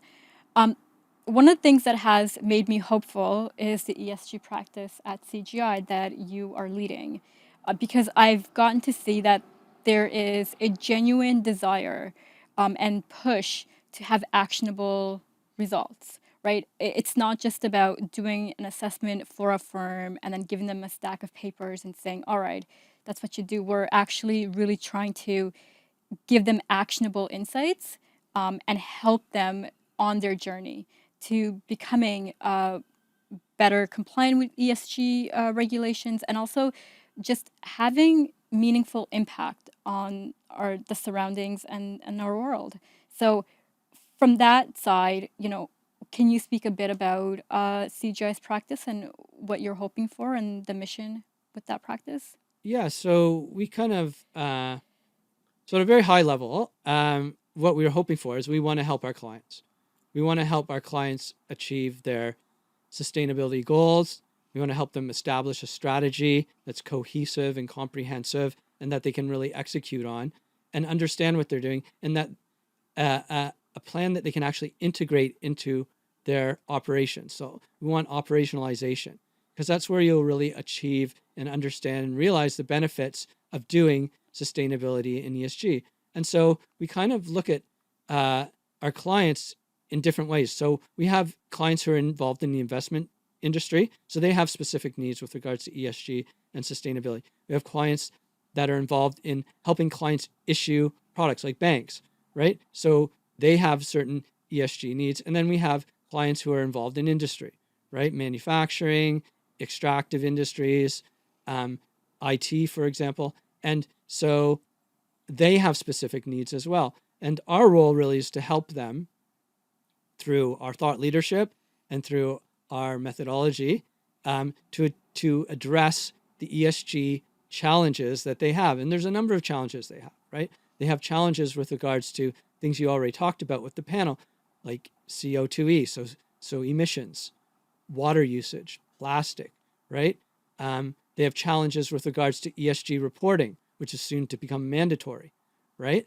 They have challenges with regards to data, all this data that they have to pull from many different systems, how they integrate it and how they utilize it in a very efficient manner is another problem for companies. It's an enormous amount of data, right? And the collection and metricing of this data, they've really never done before. They're used to reporting on their balance sheet. They're not used to reporting on their CO2e.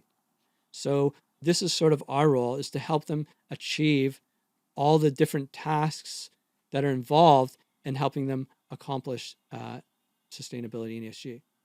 It's a big task, but it's an important one. Yeah. And I'm very glad that we've taken up on it, and that willing to kind of have the difficult conversations, because not all these conversations are comfortable, because especially with larger firms, they become very comfortable in their way of doing things, and so to make changes can be difficult. But I have seen some of the folks at CGI having these conversations. I've seen some of the work that the ESG practice is now doing to really show the benefit of the change and to help make that change. And I think it's that actionable part that's really important, because it's one thing to get information from, let's say, a consulting firm. It's another thing to have that consulting firm there with you, helping you make those changes. And that's extremely vital to firms, because they, especially with this new arena, as it's been mentioned plenty of times today, this is still a very new field. This is a new science, and everyone is trying to figure their way within this industry and how best they can participate. And I think that firms have made mistakes. There will be some firms that make mistakes in the future, but the important thing is that those mistakes are rectified, and that everyone learns from those mistakes and they're not made again. And whenever there's a new thing, there's always mistakes, and it's to be expected. But that's one of the things that your practice does, is where you learn from them, you learn from the mistakes of others, and you help firms get on the right track. Yeah, I mean, I want to go back to the difficult conversation piece in a second, but what I want to talk about really, so we look at it from with the lens of basically maturity, materiality, verity, and veracity. So what do these words mean? So materiality, Bob talked about it very early in the panel with regards to single materiality and double materiality. So you hear about this in ESG. And what does this mean? So materiality is the actual significance of certain risks for your company, or that your company poses to the environment. So single materiality is what risks that have an impact on your company, right? So it's like stakeholders, it's like the environment. Double materiality is actually the risks that you pose as a company to those stakeholders and to the environment, right? Then when we look at maturity, we look at where is the company on its journey. So are they, and a lot of companies are really stuck in the very beginning because ESG is so big. They're like, well, what do I do? Do I address the S? Do I address the E? Everyone seems to, be so concerned about climate. Maybe I should just focus on the climate piece.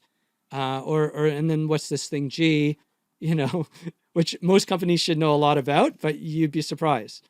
And then there's verity, which is the truth. How truthful are they being, and how true are they to their actual purpose, right? And then there's veracity. How aggressively are they pursuing that particular purpose, right? And from there, we sort of apply, or beneath that, we sort of apply a sort of a 5R framework, which is regulatory, risks, I'm going to probably forget it now, ROSI, reputation, and readiness, okay? And we apply that to every company, and we look at what they're doing with respect to those 5 Rs, right? Because that has a very big impact on those ES and G factors. Well, can you break down the 5 Rs a bit more? Like, what actually are they, and how are they measured? What's their impact? Yeah, so regulatory would be, are you living up to the regulatory expectations? Are you ready for new regulation coming in?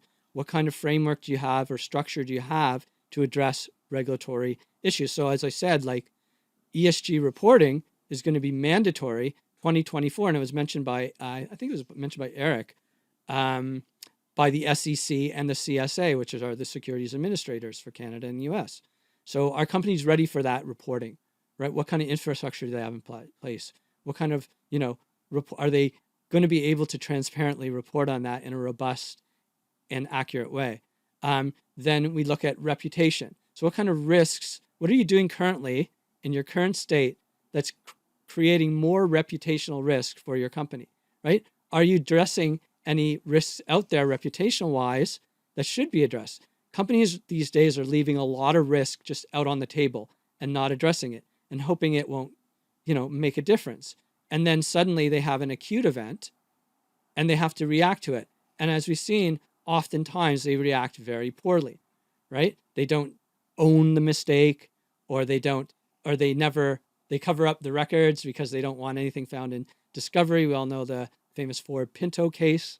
So companies need to better address these risks that they're leaving on the table. Then we look at the readiness. So where is the company in its journey? Are they ready to do more, or are they only able to do so much? And the thing is, right now, with a lot of companies aren't doing enough. So a little bit of progress is better than no progress at all.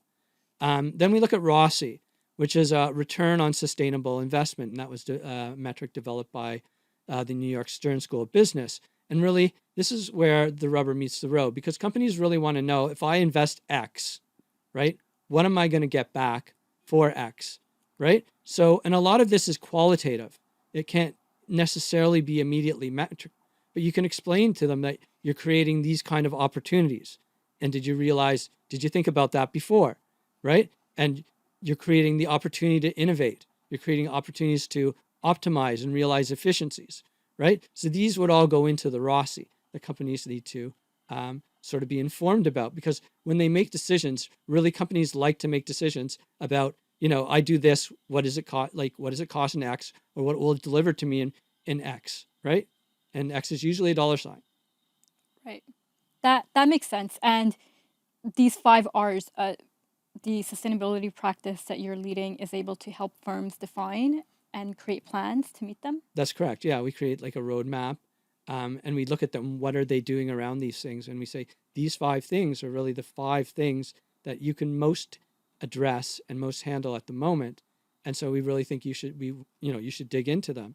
The other thing I wanted to, so with regards to the 5 R's, one thing I wanted to talk to you about, or go back and visit, was the hard conversation piece and the frank conversation. So we had a conversation with the bank earlier this year, and they had said they were going to reduce their expenditures and their financing of oil sands, and they said they would no longer finance Arctic exploration.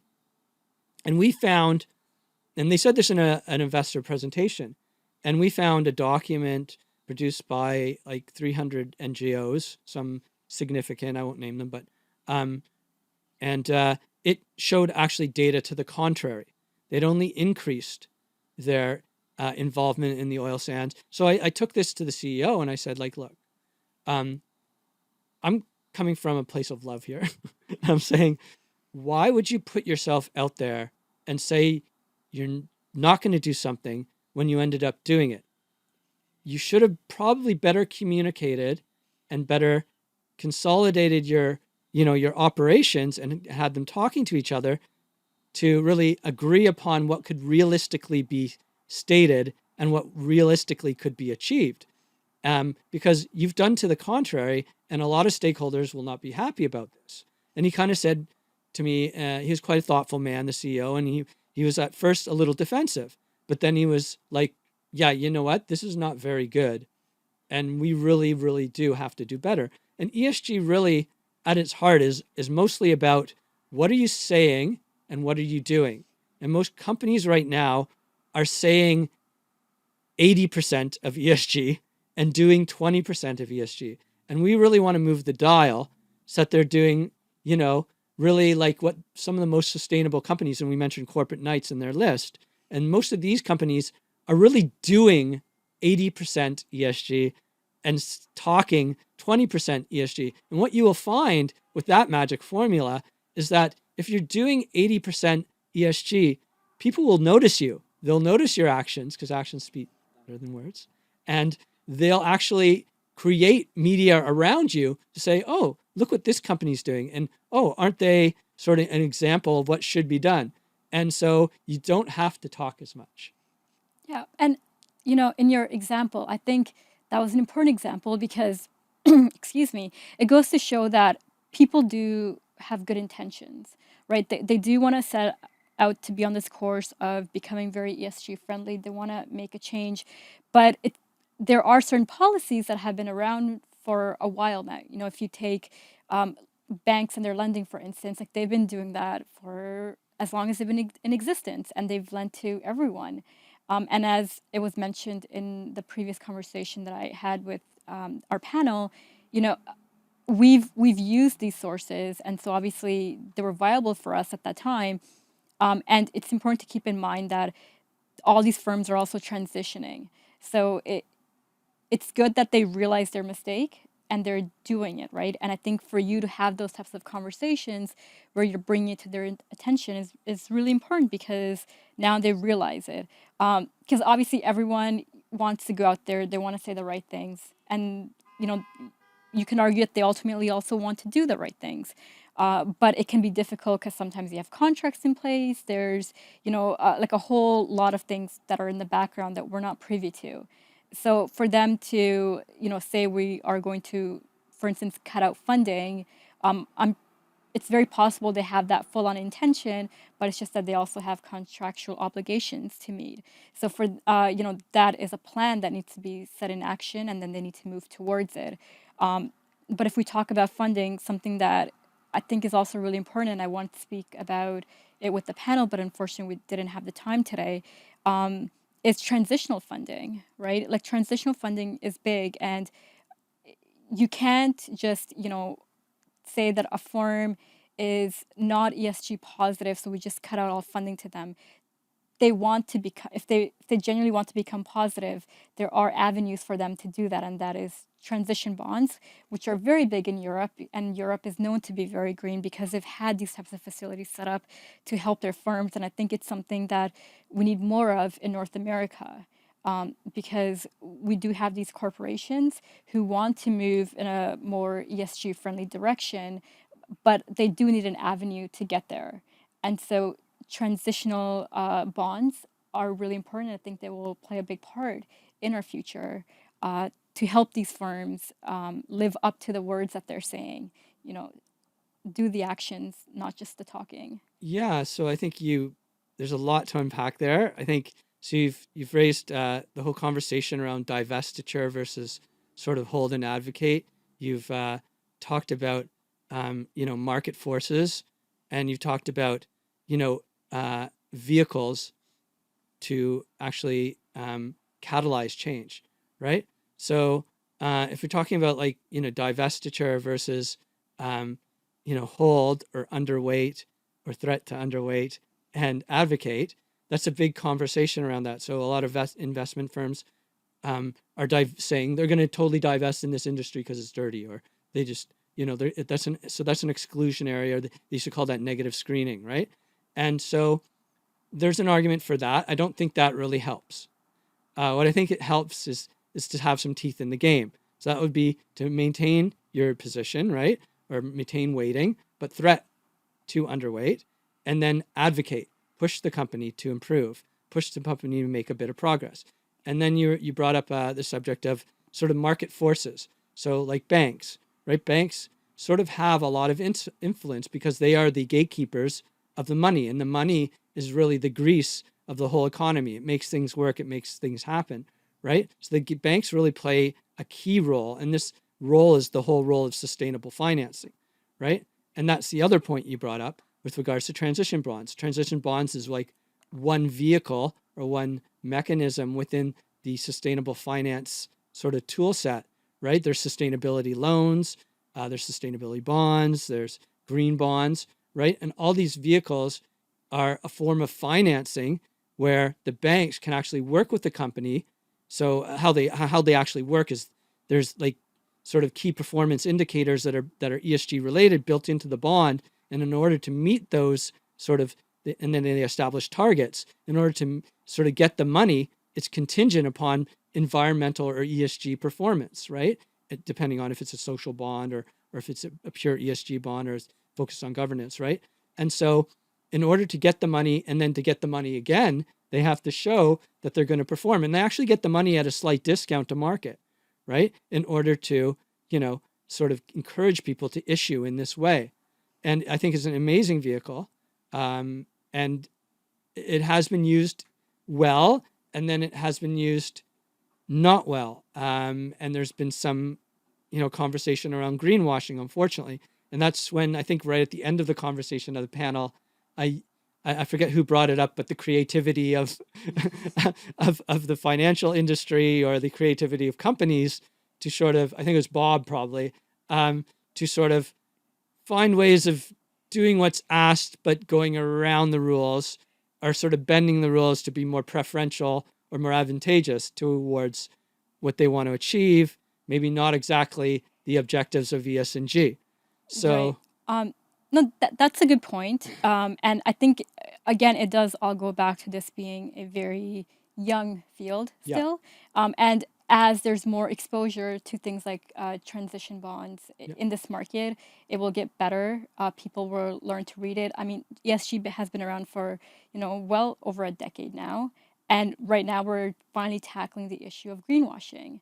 So things just need time and exposure to make them more effective and ultimately serve the true purpose that they're meant to serve. Because you will always have those individuals who want to play around the rules, who may not have the best intentions. But I like to believe that for the most part, people usually do have good intentions, and it's just a way. They just need a way to figure out how best to do things.